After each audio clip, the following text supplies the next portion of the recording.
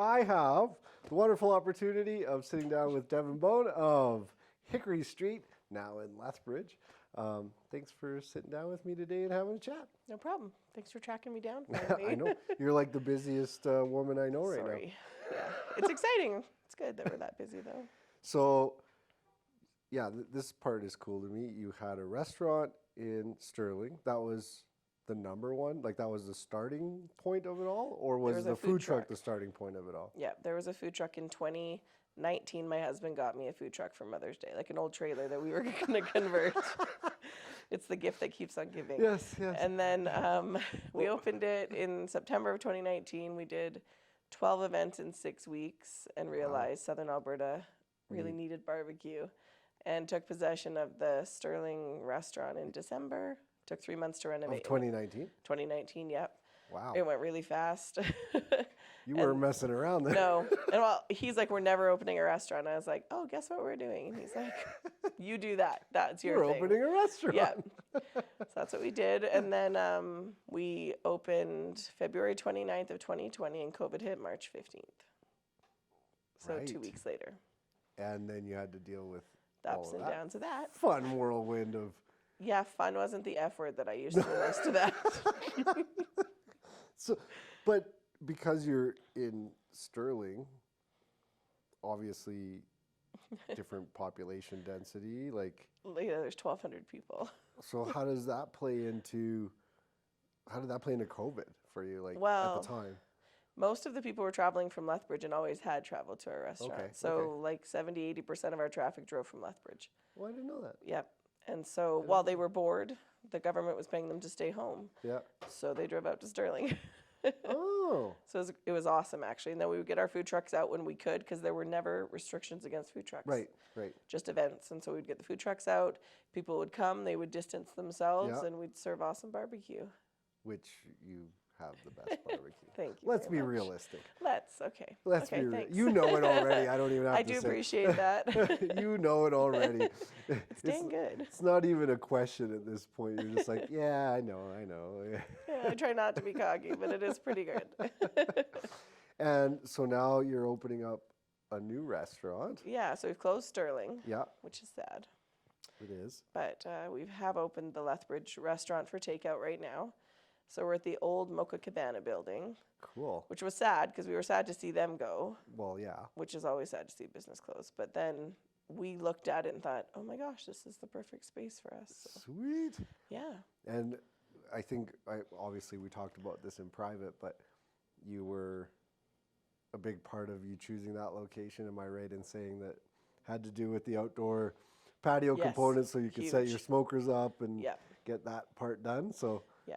is that right? Yeah, for sure. We looked at lots. If it was empty and it was a restaurant, I looked at it. So the realtors were tired of hearing from me. We looked at every look. Even if it hadn't been a restaurant, I looked at it. Like we were pretty Wow. desperate to get into Lethbridge and service this market. I just wanted to make sure we were first to market for Right. barbecue because there wasn't one here. Right. And it's only a matter of time to have competition. That's fine. I can handle it. Yeah. But it's only a matter of time. So I wanted to get there first if we could. And with COVID ending, whatever that Yeah. means, people were dining out more in Lethbridge, which was great, support Lethbridge. And we just decided that it was time to move in. It was always the 5-year plan to move into Lethbridge. Nice. And so it happened almost 3 years to the day. And we looked at lots of places, but nobody had space for the smokers. Well, again, you're getting there because you quality product, good service, all of that stuff. Social media. Well, yeah, but I'm annoying. yeah, but you built a brand. Yep, I did. You built a reputable. You can be on social media and still be a deadbeat. You're not wrong. So that's why I say I really commend you because realistically, in a short period of time, you really built a successful freaking restaurant. Thanks. It was a very short time. Or even just take the restaurant out of it, like a Yeah. successful brand and one that people respect. Like, you're not the cheapest food. We are not. Nope, we But aren't. yet, I see you at your events or your shows, and you're the one that's lined up and selling out, and Yep. like you're doing it right, even though it's not like you say you're not McDonald's. Nope, we aren't. And we knew we never would be.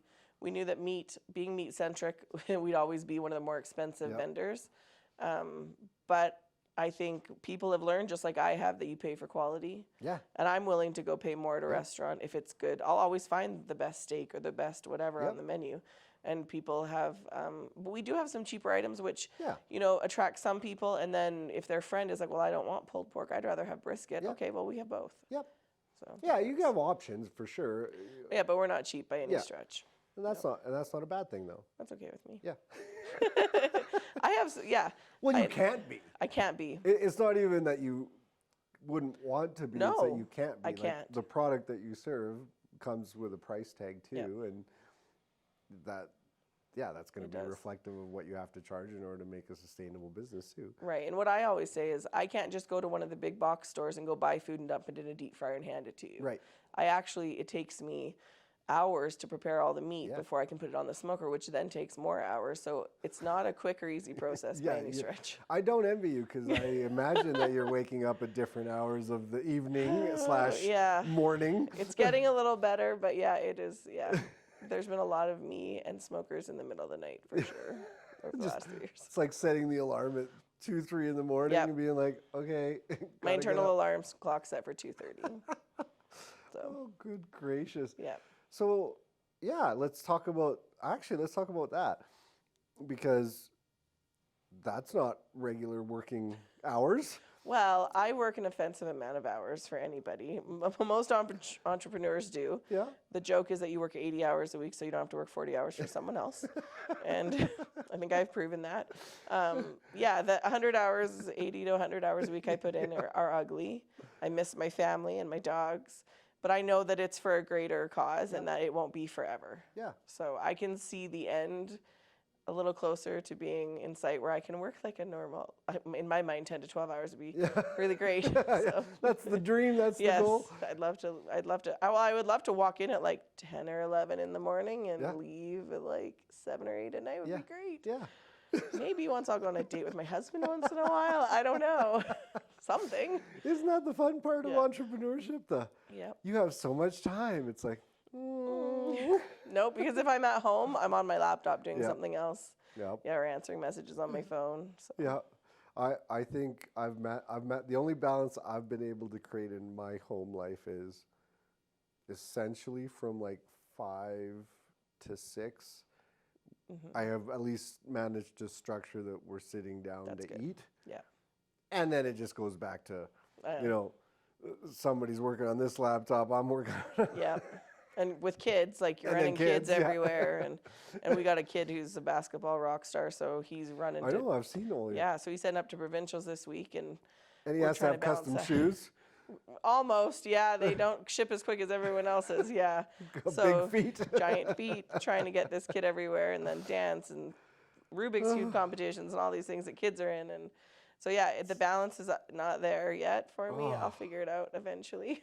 So what are and again, you can be as open as you want to be, obviously. You don't have to open each page. But let's talk about actually the food truck part. Okay. What were the challenges initially in getting that set up, and just even your vision on that, and what kind of happened to get you to at least a place where you're like, oh, this is cool?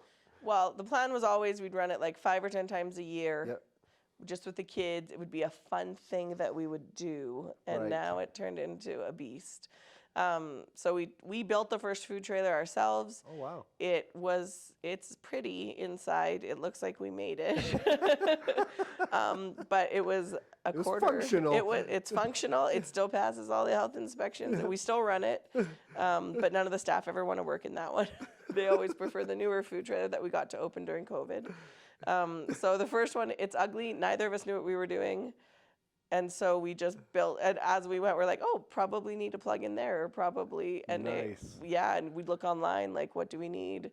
Barbecue food trailers are a little different than others because we don't need hood vents and all the things that fryers need. So that was interesting and fun, and we learned lots. And we'd always go, if we ever build another one, we'll never do this, or we'll do this. So then we did end up building another food trailer the next year. And we had it custom built in Calgary, and it's much nicer than the other one. And it has air conditioning, so the staff want to work in that one. There you go. It's pretty fancy, so they like that one. I like the resourcefulness though. See, like, I think maybe what I'm withdrawing from what you just said is like, it wasn't perfect. Oh no. Right? Still Like, is not. I think the key was just doing it. Yeah, Like, getting it out wasn't there. perfect. You didn't have the perfect trailer. It wasn't the perfect setup, but you had a vision at least for the product and for what you wanted to kind of do, even though it was only going to be a fun gig. Right, just once in a while. But you executed on it. We did. That's kind of, I think, the biggest difference from like going, or I guess maybe going down the entrepreneurial route is like, you just got to execute. Yep. Most people freeze. Right. Right? It's almost like being in a, well, not that I would recommend anybody be in like a hostage situation, but right. Like do sometimes like those life and death situations, people just like freeze up, and I think that happens lots in just the scariness of that jump from like your regular job to, okay, wait a minute, now I have to like totally fend for myself, and I got not this company to essentially pay my bills. Isn't that fun being an entrepreneur? You don't just get to worry about your mortgage, you get to worry about everybody's that you're employing. Yeah, it's super fun. I've always been an entrepreneur though. Yeah? So since I was 16, cool. I've rarely actually worked for anybody else. What did you do at 16? I was a wedding photographer. No. I have been since I was 16. What the heck? Okay, that I just learned right this moment. 21 years I did it. Yeah. So that was actually your... Yeah. Okay. And your husband was always entrepreneurial as well? He has an entrepreneurial spirit, but has always worked for other people. Yeah. Okay. And so you were just born an entrepreneur, really? I was, yeah. And all my siblings and I are actually entrepreneurs. My dad was a dentist, and lots of people don't think that professionals, dentists and lawyers, they're all entrepreneurs too, because they all have to open their own businesses. Yeah. So he was an entrepreneur. All of us have all had our own businesses or have our own businesses. That's cool. Yeah. I wonder if that's then part of I wonder if that breeds I think it does, because my kids are like, they have little business ideas all the time. Huh. That's actually kind of interesting, because I had similar background. Like my parents they rarely worked for anybody. Yep. I think there was once each that I counted like in my early childhood that I can remember where they worked for somebody. Yep. And then they're always doing their own thing, and there's kind of like you learn from that. You do, because I watched my dad hustle. Yeah. And I watched him work hard, and so he could pay all his staff and he could do his overhead, and I do the same thing. And he was also a farmer on the side. His brother had a farm, and so my dad would go out after being a dentist all day, and he would go out and help his brother on the farm. And as kids always saw that, and so we just worked. We all just work because that's what we were taught. That's cool. And I hope my kids learn that too. That's relatable. That's cool. Yeah. So when you're starting this first food truck, are you, and again, I'm not looking for like the details of it, but like, are you set up already, let's call it financially, in a way that allows you to take that step? Or at that time, kind of, yeah. Like, okay. Yeah, a little bit. Brian had a really great job, and so it was like, well, we'll just kind of dabble in this, and we paid cash for that trailer. But at that time, you're still doing the photography. But yeah, I was still doing a little bit, yeah. But we kind of knew that this was probably going to progress. So I started turning away weddings and gigs just in case. And then, full-fledged, I haven't done anything in a long time. So then you go to opening a restaurant, which is like, that's a whole other beast. And everyone tried to warn me, do not open a restaurant. It's a terrible idea. No matter how good your food is, people will not drive. That's what I was told repeatedly. Wow. So then I proved them wrong. So you proved them wrong, but nevertheless, the feat of going from here's my food truck to building a secondary food truck. Are you already in the restaurant when you're doing the second food truck? Yeah, we are. Yeah, okay. So that's before the second food truck? Or? Yeah, it goes food truck, restaurant, food truck, restaurant. Ooh. Yes. So what you're telling me is a new food truck is coming. No. And then probably no food trucks. We're like trying to figure out what to do with food trucks. Okay. For sure not two, because that was a lot last year. Oh, yeah, Holy smokes. Because they're trailers. So I had to take one somewhere, drop it off, wait for staff to get there, go get the other one, drop it off, wait for staff to get there, and hope that I had all my logistics correct. But even just the nature of the food that you serve is technically, I would say, logistically challenging for a food truck? It can be. It can be for sure. I think it's easier than frying stuff. Okay. Because it's all hot held anyway, and you just kind of are making sandwiches. So I actually think it's not too bad that way. It was just finding room on the food truck to stock that much food. And hoping that when you got to the location, food wasn't all over the floor. Only happened once. Jeez, and not on my watch. It was on my husband's watch. Well, and even just like, well, actually, there it is. So how do you figure out, and again, I'm not looking for like your mathematical equation on it, but like how do you start figuring out the logistics of the food? Because this is like disposable food. Yeah. If it's... You hope you run out. If you make more, if you make too much, you're wasting it. If you make too little, you're losing potential sales. Like, that's really tough to balance as an entrepreneur. We're learning. Like, I think we're finally figuring out those numbers, but it's taken 3 years for us to go. We know we sell this many briskets a day. We sell this many pork butts a day. This many ribs. If we go to an event that's expecting 10,000 people, and we're one of 8 food trucks, approximately, we'll sell this. So we're getting there, but it's taken 3 years. Wow. And me keeping good notes of like what happened, how many people were there, what did we sell, kind of thing. So that's an important lesson, though. I think. Yeah. I think if you're giving then a tip to any entrepreneur, regardless of what business they're in, is. Yeah, like, keep your numbers. Knowing the numbers. Know what you're doing, because you're going to do it again. If you're doing what you love and you're excited about it, you're going to want to repeat that process. Yeah. So keep the notes. We called them smoking logs back in the day, and I wrote down every brisket I smoked, what I did, what the temp was, everything. Like, I have those. That's cool. I actually just found them again the other day. I was like, oh. Now it's all like perfectly in your head, and the process is like. Yeah. When I would do one at a time. No, it's not. but yeah, you had to figure out the seasoning to this, to that, Yeah, I have all my old notes of like, adjust this, too much salt in this, change this. We didn't like this wood. So yeah, keep notes because A, it's fun to see where you've grown from. Totally. And B, those are building blocks to the foundation of your business. Yeah, of growing. Yeah. Yeah, and perfecting, I guess, if there's such a thing. I'll never be perfect at anything. So now, again, going back to the Sterling restaurant, because this honestly has me fascinated. Okay. And again, I'm not trying to like always touch on like financial stuff, but I'm just saying like, how do you take that next leap? Oh, it's scary. Is it self-funded? Is it? We are mostly self-funded so far, and it is terrifying. Good for you. It has not been. Nobody lends to restaurants. Yeah, I've heard that. Well, 80% of restaurants fail in the first 3 years. Yeah. Well, and so we just had our 3-year anniversary, thank goodness. Woohoo! But there's so many. Now on to the 5-year milestone. Right, yeah, 5 years coming up. There's so many reasons that we didn't fail. Yep. And one is just my sheer determination, and that wasn't going to happen under my watch.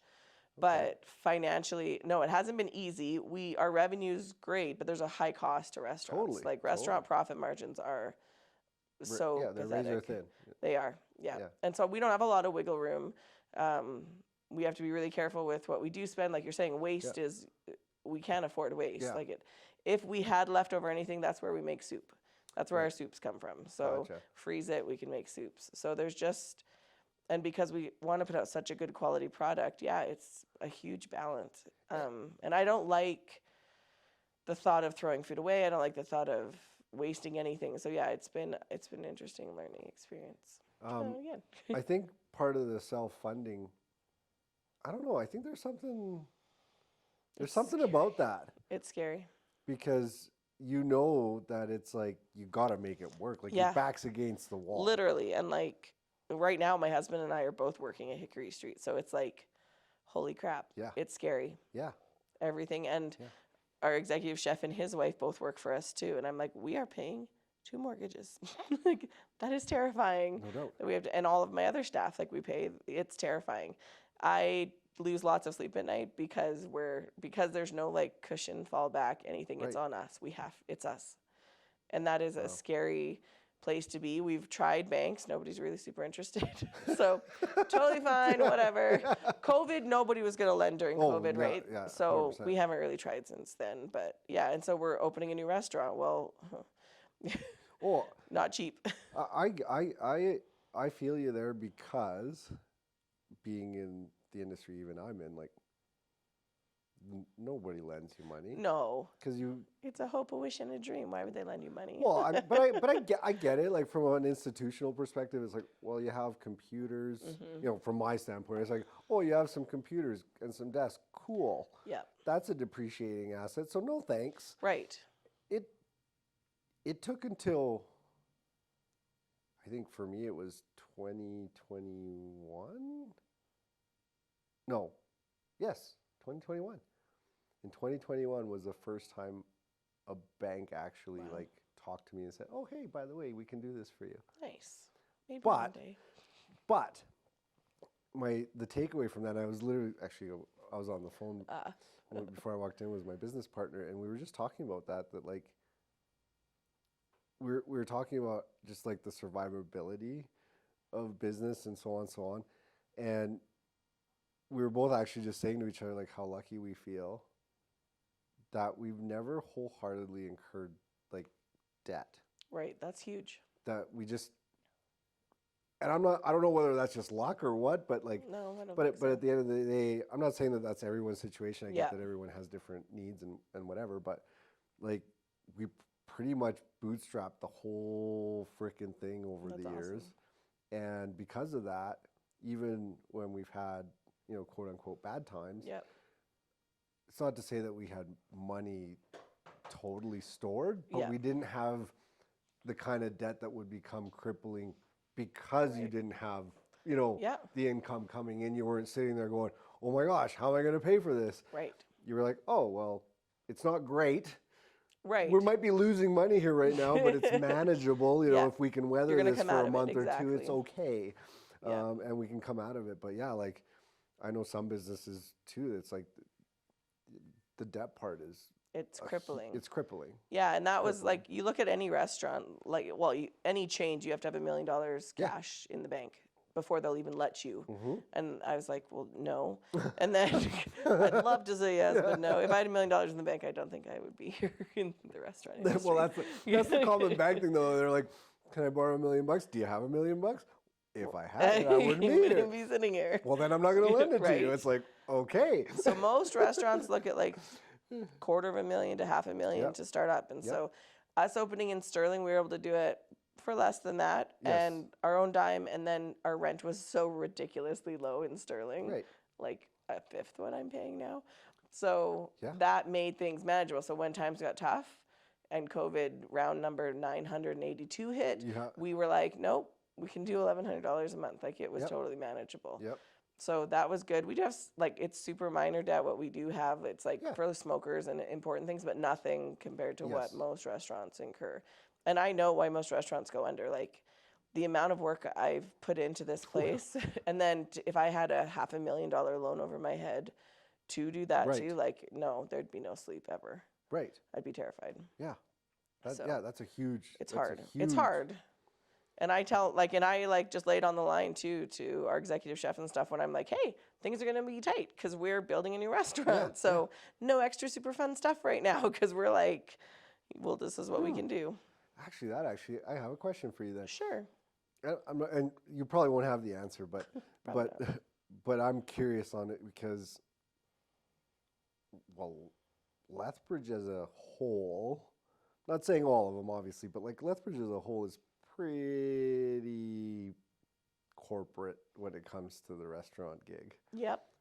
A lot of franchise-based stuff. Was there, outside of like the financial side, obviously having to have certain deep pockets to be able to buy into a franchise, is there a reason you didn't? Yeah. We wanted to bring Chick-fil-A up. That was like, we really wanted that to happen, but Chick-fil-A said no. Yep. That was like 15 years ago, 12 years ago. Yeah. No, because I always wanted it to be our food. And I always knew that if I didn't work for, I've never worked for anyone else, so I wouldn't want to be under a franchise thumb, right? Yeah. And since we've been married almost, I actually couldn't cook when we got married. And then I taught myself because I couldn't work in the States because I was an immigrant and I didn't have my paperwork yet. So I couldn't work, didn't have a green card. And so I just learned how to cook over the phone with my mom, paying long distance phone charges back then. Mom, how do I make this? And a cookbook, and I taught myself how to cook. And from there, people were like, you can cook. You should like open a restaurant. And we're like, we're never opening a restaurant. That's dumb. And look at you now. Here we are. So, Silly me. so yeah, but starting your own brand then is Yep. Branding was huge for me from day one. yeah, like that was a big deal because you don't have. That's what I'm trying to get at is like there's the main difference between a franchise and a non-franchise is the systems aren't in place. Right. The brand is unestablished. You're taking the risk of someone not appreciating the brand. Yep. Right? Because it's not to say that just because you open a Tim Hortons, it's a license to print money. Like I know a lot of people say that. Yes and no, but yeah. And I get the premise behind it. Okay, yeah, you open one, it's tentatively You have a way better to be chance, busy. Yes, for sure. But like you said, it also comes with huge buy-in. Rules and Huge buy-in. And usually you can't have partners, and you can't we've looked at all those franchise agreements. Like they're very strict. And my husband was a GM for McDonald's when we lived in Florida, so we've seen it from that side. And we never wanted to go that route. If we were ever going to do it, it was just going to be a little small mom and pop shop, and here we are. Now you're growing beyond. Yeah, this is nuts. This is nuts. Like I it's love crazy. it, though. I love it. And I can't wait till our dining room is open. I miss a full dining room with people eating food and just like loving and laughing, and I miss that. So I'm excited for that. Now, how many kids do you have? I have 3. Okay, I thought it was 2. 2 boys and a I'm girl. an idiot then. Okay. Yeah, talking about work-life balance, like. Yeah. I run to basketball how do you games do it as a mom? can. I'm a terrible mom. There's the truth. There's the truth. I last night at 11:30, my daughter couldn't sleep, so she curled up in bed, and we snuggled and we talked. And she's 11, and when I'm not working, I am with them. Like I don't have any other extra time. Yeah. It's work or it's them. So yeah, and my son's That's a basketball commitment. games. It is. There's no me time, ever. Like going and getting groceries at Costco is my me time. And that's for the business. Well, true. So does that, and again, not trying to get too deep, but does that play a mental role on you then? Like probably, yeah. Or I guess maybe the question is how do you manage that in your head space? Yeah. Of like I have the business and I have my kids and I don't have there's no me time. Yeah. Like I miss the gym. All my staff know that I miss working out. I did my first powerlifting competition right before we opened the first restaurant. Okay. And I miss that stuff. I do. Like that is me time. But with these crazy hours, I can't even use my home gym. Like I'm just too busy. So we'll know that Devynn's made a better work-life balance when she gets back to the gym. There you go. So it'll come. So you still have a goal to get back to that. Me time. I guess maybe the better comment is you understood the compromise. Or is it the compromise? It's a compromise. Or like sacrifice, sorry. Yeah. You kind of understood, and do your kids understand the sacrifice They you're do. making? They're better now. When we first opened the first restaurant, they didn't love it. We spent a lot of time renovating it before we opened, and then we were busy when we opened, and so one of them especially resented it when we first opened, and he was mad. Was it youngest, oldest, middle? Middle, because he always I'm the middle kid anyway. So he was the most sad, and he resented it the most. The little one was too little; she didn't really know. Yeah. And the older one was good to just jump in and help, and so. Nice. But now they're learning, and the one who's been playing basketball, he's like it goes down to 2 practices a week, starting in a few weeks because he's starting a different league, and he's like, I'm excited, I can come back and work. So he wants to work. Yeah. So he's like excited about being in the business. Yes, and my oldest one says he's taking it over, so he's That's awesome. determined. Yeah, and he's in there. He was learning how to put in timesheets and pay out tips and do everything. Wow. The other day. Yeah. That's awesome. Yeah. And they're still in their teens. Yeah, he's 16, and then the other one's 14, and she's 11. So you're you're literally molding. Yeah, the entrepreneurs. future. Oh yeah, and he jokes around. Well, I'm the future owner. I'm like, the future owner still has to do dishes, yo. So get in there. Yes. Oh my gosh. Yes. Right. The title. Yeah. The title. That one gets me every freaking time. But I've seen a lot of it. I've seen a lot of the title. Yeah. Like, if anybody that is actually listening and going into entrepreneurship, it's like, don't get into it because you get to say, I own a business. No. Like, if that's your reasoning, Don't. don't do it. It's so much more than a title. My gosh. Like, I am like dishwasher, janitor, pitmaster, payroll, Yeah. all of it. Yeah. and you should never be too good for it, period. Yeah. And we tell people when we interview them, if you're too good to do dishes, this probably isn't the place for Right. you. Right. Because if you walk past the dish pit, you do dishes. I walk past the dish pit, I will do dishes. That's So awesome. you have to. And if you don't lead by example as an entrepreneur, your employees won't think that they have to do it either. That's awesome. So Yeah, yeah. If they're seeing the lead by example, or Yeah. you're leading by example, and if they see it, at least they're like, well, if the boss lady's Right. doing that, I guess I better you do better get in there and this. do it. Yeah, I don't live in the dish pit by any stretch. but No. I'll go in and walk and do something. And Well, no. I mean, that's the whole point. At the end of the day, your business still evolves. yeah, Your roles start to change, and you have different responsibilities right. to your employees in the business. It just means, though, that you're never going to be the person that is going to say no to doing the dishes. It might not be your main It's not part my of your favorite. job anymore, but Right. but if you're considering yourself too good for it, then Yeah. that's why I say, like, Yeah. that's where I've seen a lot of it.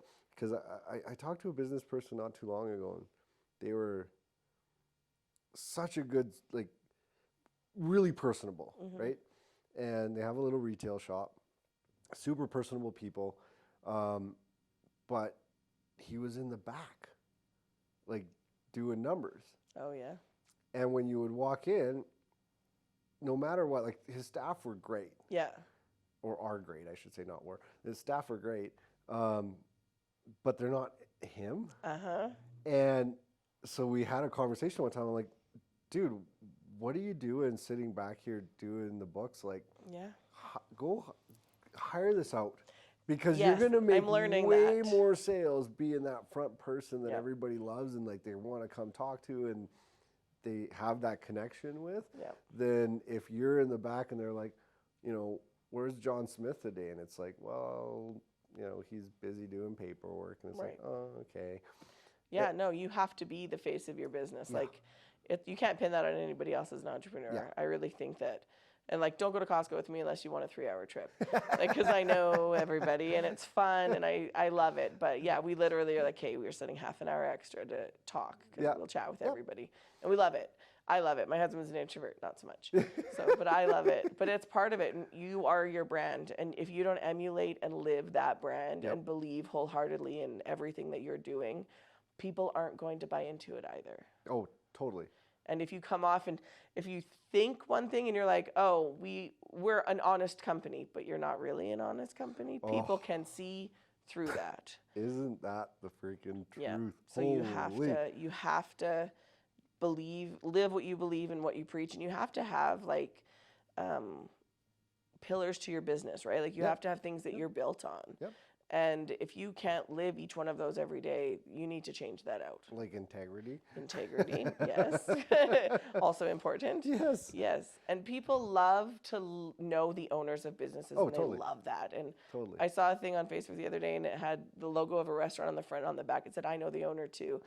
And I thought that was hilarious. That's I actually thought that good. was funny. Because so many people, like so many, Yep. I know I thought I knew everybody, and now I know like everybody. So At least that's it's what it awesome. feels like, doesn't it? Uh-huh.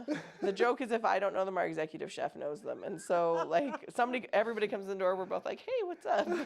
Then just trying to remember everyone's name. Oh yeah, That's my biggest struggle. I'm the worst. Are you a bad I'm name terrible person? at names. I know Okay. everyone's faces. Yeah, I'm totally the same. I will remember. I know people that I went to kindergarten with. Yes. Then I'm like, hey, wait a minute, I know you. Yeah. But it's like I can meet someone a week ago, and by next week they're like, yeah, so you met with so and so. I'm like, who's that? Who is that? Yes. I'm like, show me a picture. Yes, I'm like, yes, I 100%. know that person. Yep. And it doesn't. I don't mean it like in a bad way. It's No. not like the person's immemorable to me. Yeah. Just really struggle with names. That's how I am. I actually have a book in my like audiobooks that's a help for how to remember names. I haven't listened Is to it it yet, working? obviously. No, I haven't listened to it. I have too many other ones. That's my other favorite thing is listening to audiobooks. Like Yeah. I work a bazillion hours, but that's like crucial to my day to day is I have to listen to my audiobooks. I have to do certain things. So thankfully I can listen because I don't have time to sit down and read a book. Oh yeah, no, I'm People the give same. me books. I'm like, no, that's But I'll probably never gonna-" download the audio book and Yep. listen to it in my car on 100%. my drive from one place to the next. Yep. Or it's just finding the time. Yeah. Finding the time to whenever you can squeeze Right. it in, right? If I'm at home with my family, I'm not breaking a book out. Yeah, yeah. Right. If we actually get to take the dogs for a walk once in a blue moon or do something that we need to do as a family. Took my kids to Costco yesterday. I don't know the last time I took all three to Costco, just us. And it was super fun. That's awesome. And I tried to not say no to everything. So that was fun. So what a piece of advice to other people that I guess would be facing, what's the word I'm looking for? Like just, maybe it's feeling family insufficient. Yes. Where you feel guilty. Oh, all the time, yep.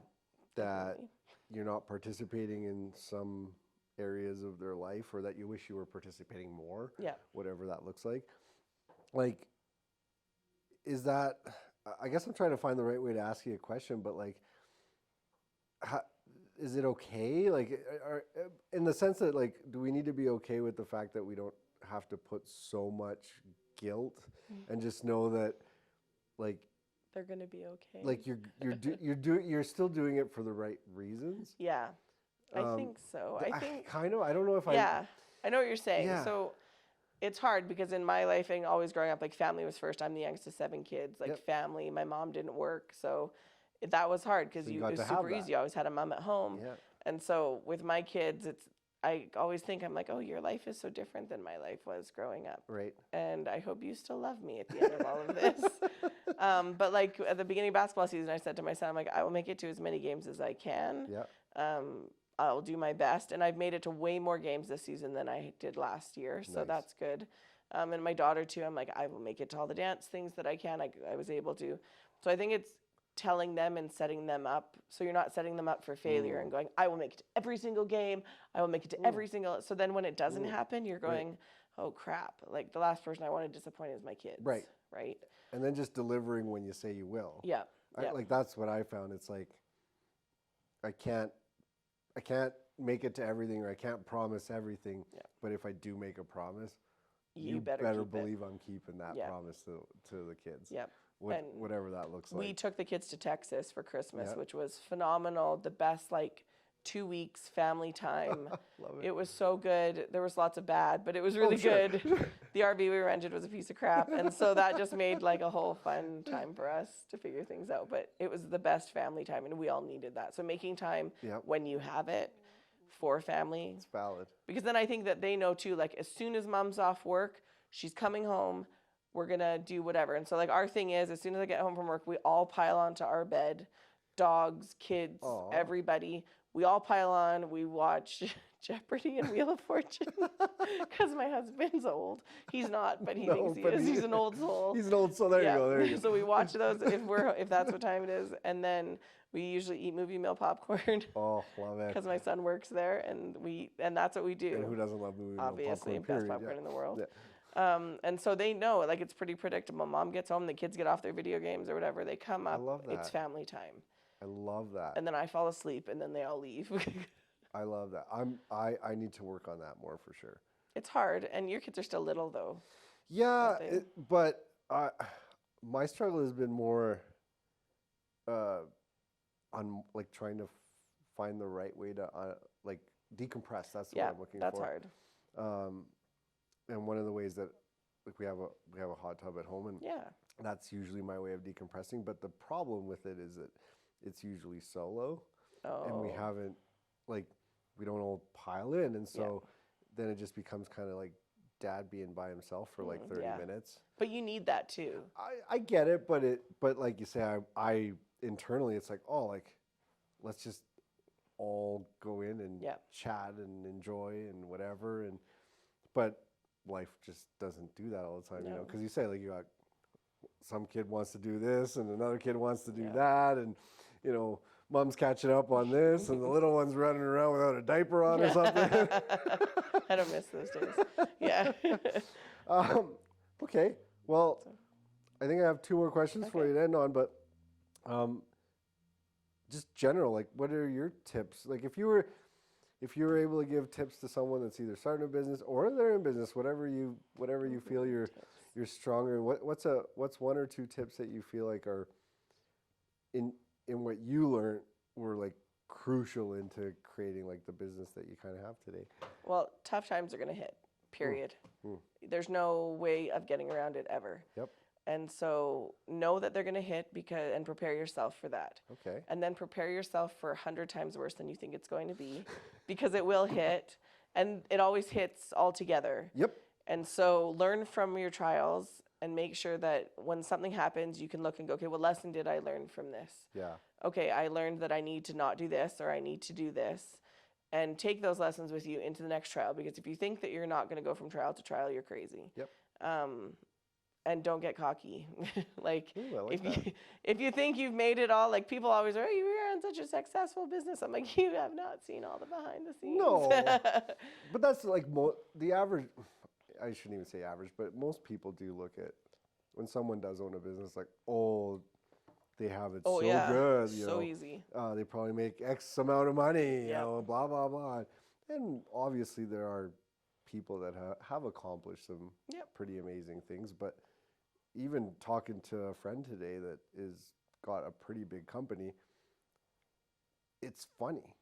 Like, the bigger you are, the bigger the problems, I imagine. the harder, like the bigger the impact, right? Yeah. Like even talking to well, my wife gets to work with me too, right? And you know, obviously, like you say, like business is a roller coaster. So some months we can do well, and some months we can lose money. Yep. And when we have the lose money months, you know, she'll be like, "Oh my God, you know, we lost some money, and like what we got to recover that." And da da da da. And don't get me wrong, I understand the premise of it, but I find it interesting because of the people that I've been able to talk to and surround myself with. It's like when I see our loss and then I compare it to what like some of the people that I know, I'm like, if you think I should be puking, like that guy should be jumping off a bridge, right? Like literally. No, for real. Yep. You know, we're talking sometimes in the millions, not in like a couple of thousand or whatever, right? I can't even. So, but it goes in line with just like, I think what you just said, fiscal responsibility.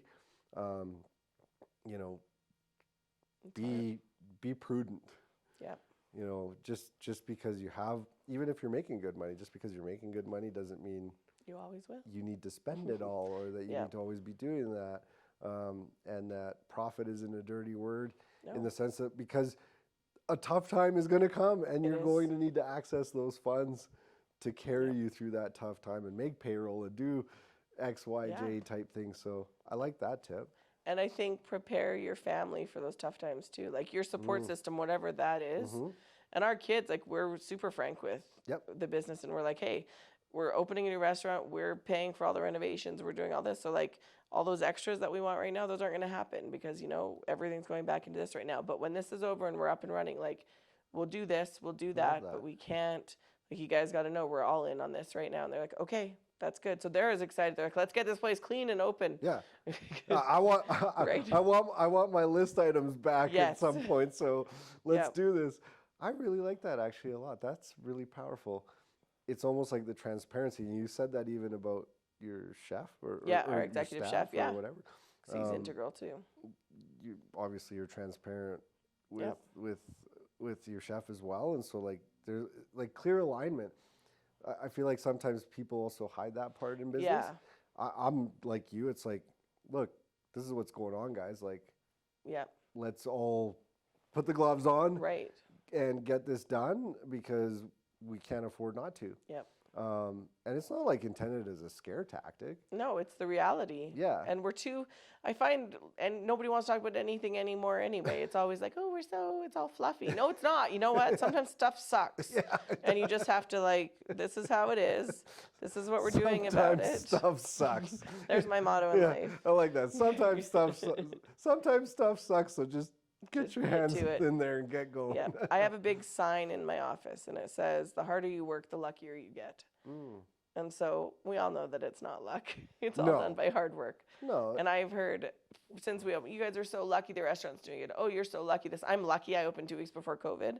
Shut your face. Yeah. Like, and not. Right? Like, no. I know. So yeah, it's been an incredible. I don't even know if I knew I could work this hard or that I could encourage and get this kind of work out of other people. Right. But they see the vision, they buy into the culture, they're excited, Clearly and that helps. Yeah, but clearly it's also how you tackle those situations, Yeah. like personably. Yeah. You know. I'm pretty chill, and I'm just like, I'm not an overly emotional person. I'm just like fair.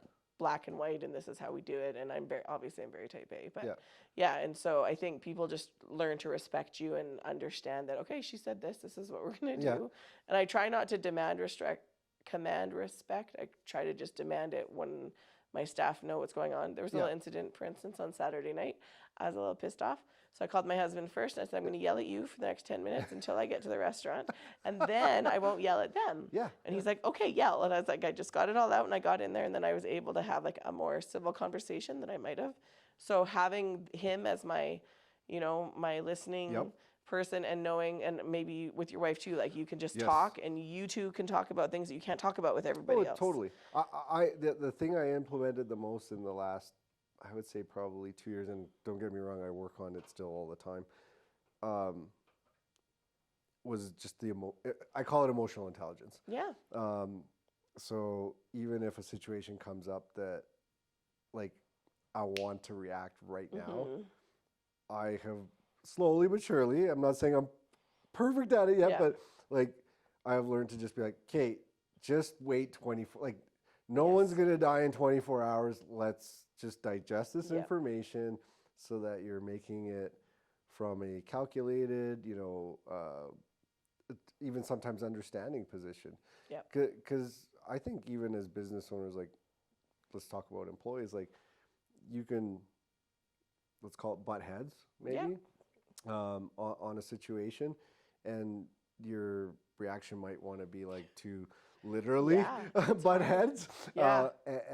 And so if you just take a moment to step back and also try and look at it from their perspective, doesn't mean that they're right, doesn't mean you're right, but I just mean it like, doesn't mean that they're always right. It's like, if you can just take a second to appreciate just where they're coming from so that you can address it a little bit better,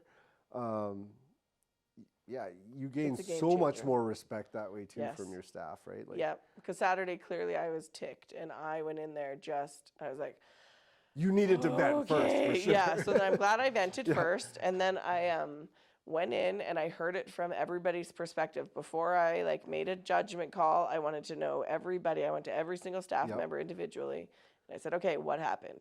What's your perspective? What happened? Okay. And in the end, I took the responsibility for it and said, I shouldn't have left. I should have stayed here. I thought so-and-so. And then I took the ultimate responsibility, and you could just see them all go, but you weren't even here. How is it your fault? But I took the responsibility, and now we know going forward how to change things. And that's the important part. If you don't learn from your mistakes, you're going to get nowhere in life. Yeah, that's kind of like the big conversation I have, even if my wife and I are having a conversation about something. And again, in the moment of heatedness, you can be like, oh, like so-and-so or so-and-so. I've just always told myself, if there's a problem, it's probably my fault. Yeah. Even if the staff member made a mistake, it's still probably my fault. Right. Not because it's literally my fault. Right, but training or situation. I missed a process or a system and you got to almost treat it as a learning opportunity. Now, that doesn't mean that... It's hard to do. Well, I just mean it doesn't mean that every time there's a problem, especially if it's a repeated problem, that it doesn't become an employee's issue. Correct. And that corrective action might need to be taken. But in general, like, usually if something happens, that's an opportunity to be like, if I just change this, or if I just do this, like, that probably won't happen again, or to a much lesser degree at least. Right. Or yeah. So I think that one's important. Well, my last question to you, just because of, let's call it the short time span of business that you've been in, while it's awesome that you've done it, for 3 years, 4 years. 3 years. Yeah. Like, what are what are some of the things that you're noticing as you're kind of growing right now that you're able to let go of, or that you're starting to delegate more? Okay, that's a good question. Yeah. It took me a long time and lots of people going, you don't have to do everything. And I'm like, but I do, because I'm a control freak. And they're like, no, but there's people that are actually better at that part than you. Yeah. Oh, you're right, though. Okay. Yeah. So, yeah, like hiring the right people and putting them in place, in theory, opens up time for me. But then I take on things like the air show and things like that.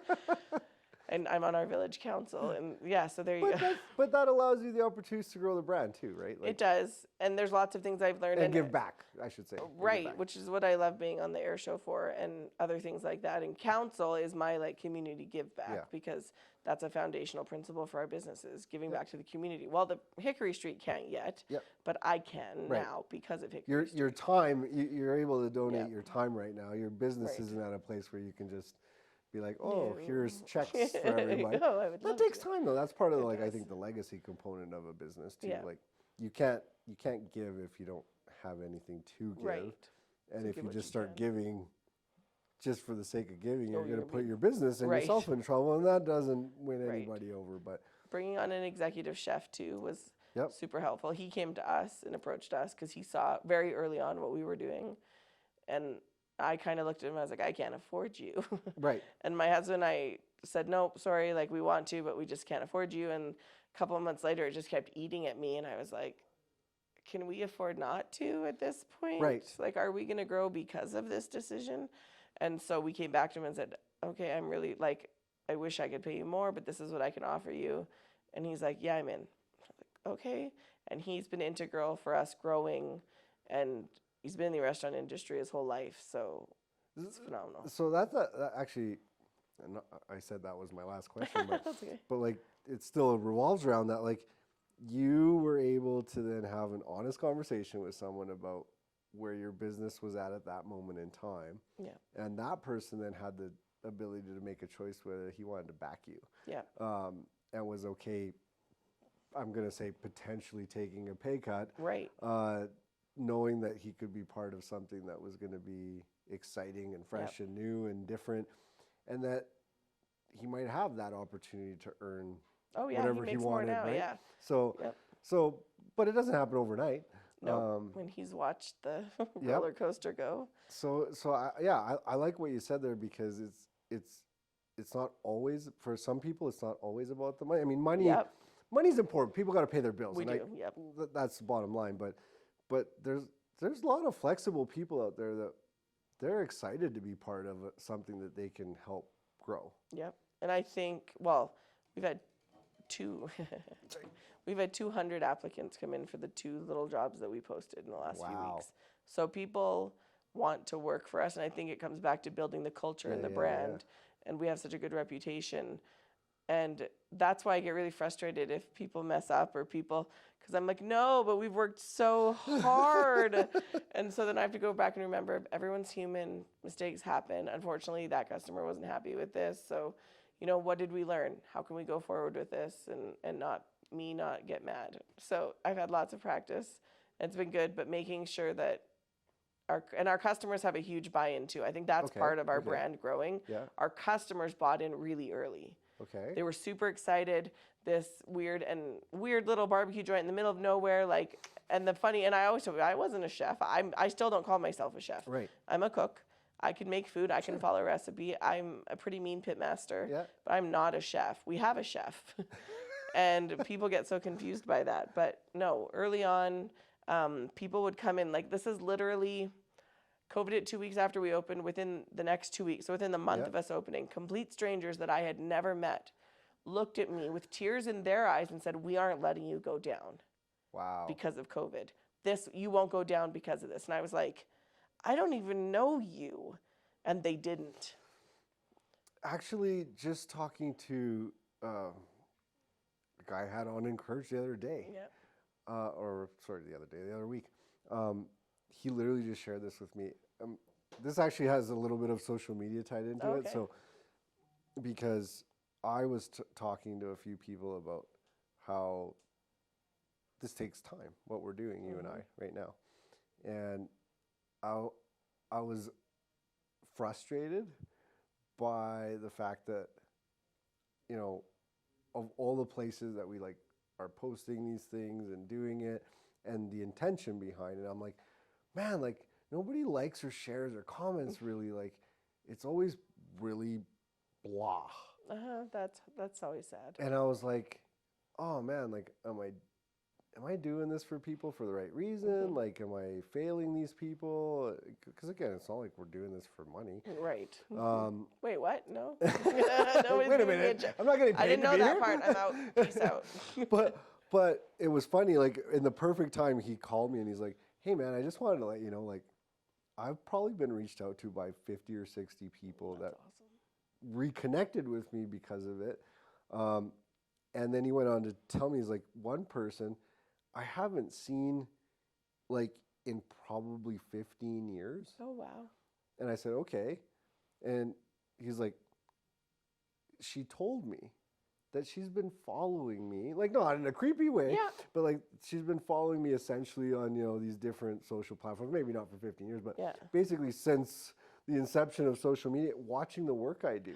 And I asked her flat out, I'm like, oh, like, that's funny. Like you never like or comment or share or do any of this stuff. And she's like, well, no, but I love every piece you put out and everything you do and blah, blah, blah. And she ended up making this big order from him. Oh.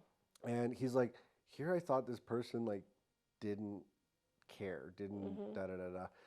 So to what you just said about like a random person walking in, I think as business people, you also have no idea how many people are actually paying attention. No idea. How many people actually care, even though they might not be, at least from let's call it the social sphere, like, you know, publicly announcing their love and support for you. But they're there. If you're doing the right things, they're there. They're there, and like, we just get the most ridiculous things. We get Christmas presents. I get Mother's Day presents from people I've served food to. Like I don't. That's so. We've met the kindest people, and I always tell people the more good you put out into the world, the more that comes back to you. That's not why we put it out. It's just what happens. Yeah, it's just what happens. Yeah. And so we've met some of our best friends since opening the restaurant because they were regulars. Wow. And they would come shut down the Sterling restaurant on a Saturday night, and we'd be in there, and they'd be in the dish pit with us, and they're like the nicest people. So we've just met, and I'll run into people at Costco, and it doesn't frustrate me because I'm like, I want to know what your kids are doing. What are they doing? Did they go to provincials? Are they doing this? Are they like, I want to know, and I don't have a lot of time to follow people on social media, but they come in and they tell me. Yeah. And then I'm like, oh yeah, and I'm invested, and they're invested, and that grows a whole community. I love that. Devynn, thank you so much for taking time to sit with me today. And I honestly wish you nothing but the best in your new restaurant venture. I mean, same name, but new location, new space. Big. And I can't wait to come and support that. Thanks. And I invite anybody that is potentially watching to go have a great meal. I'm sure they've already tried it because you have the best food. Thank you. But if they haven't, you better get your butt down there and have yourself some of that good freaking ass food that you make. Thank you. So thank you so much, and thanks for everything you do for the community too, Devynn. It means a lot. Thanks. Cool. Awesome. Good job. That was fun. Nice.